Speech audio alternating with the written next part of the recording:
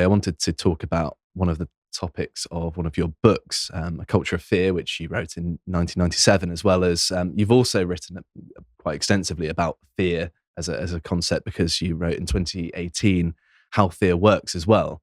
And I wanted to bring in something from the psychological literature that I'm familiar with, that evoking fear makes individuals both more susceptible to political messaging, as well as increases their desire for authoritarian leadership more generally. And this seems to be a sort of quirk, if you will, of human psychology that has increasingly propagated in the sort of public consciousness. People are aware that this exists.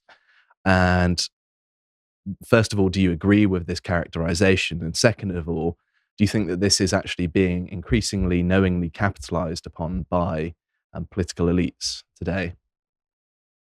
Yeah, I'm always very suspicious of arguments that see fear as working in that kind of uh, causal way, that it's a Sure. very obvious effect. Because the important thing is is that fear itself can have many consequences. Fear can bring people together, as you know, the fear of the enemy, for example, or even in from disaster studies, when people really are scared, communities exhibit far greater solidarity than when everything is all right. So the consequences of fear are manifold.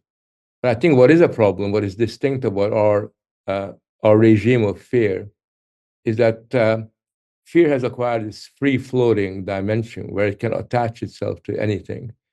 And therefore, when you have so much talk about fear, and the obverse side of that, when safety is elevated into this foundational value in our society, now what it does is it kind of dispossesses people of their agency, dispossesses people of their capacity to deal with the challenges of our time, because fear is normalized. Right? More or less, we're told that unless you fear, you're not responsible, you're not a responsible individual. And I think in my writings, what I've tried to sort of look at is the way in which this kind of fear culture has become institutionalized.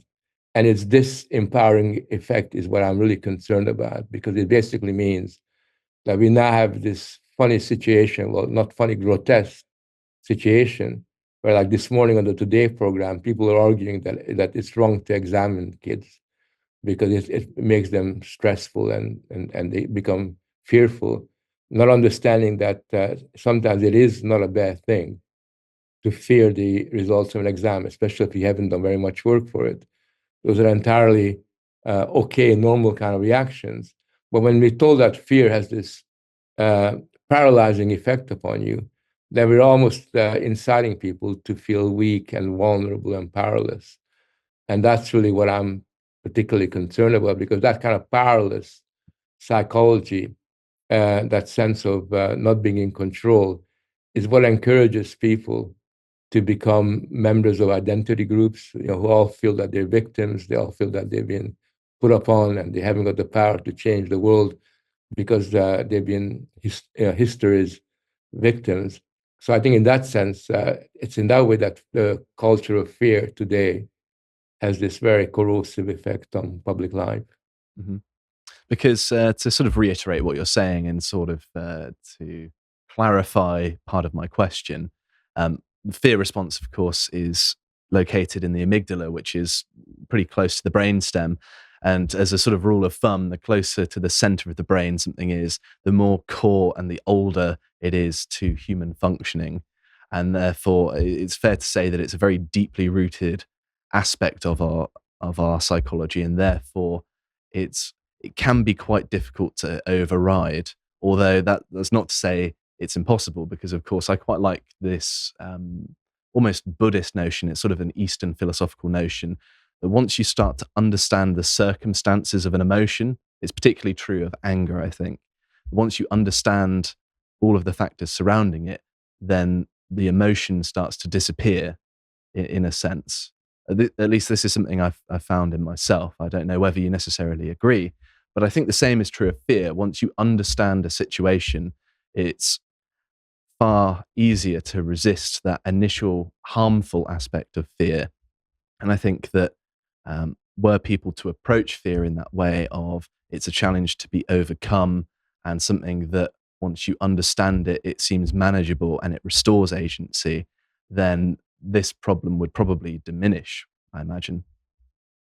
Yeah, I think you're right. I think that if fear is seen as a challenge to tackle, especially when it's very clearly focused on the target of what's scaring us, then I think it is entirely manageable. The problem is, to me, is not fear; it's what we call anxiety. And anxiety is much more diffuse than fear because anxiety, is something that is intangible. You just worry about things, all kinds of different things that are in the air, and that is much more difficult to deal with because you cannot really. It's like a bar of soap that goes right through your hands, whereas fear has got a tangibility that you can engage with and deal with. To watch the full video, please become a premium member at lotuseaters.com.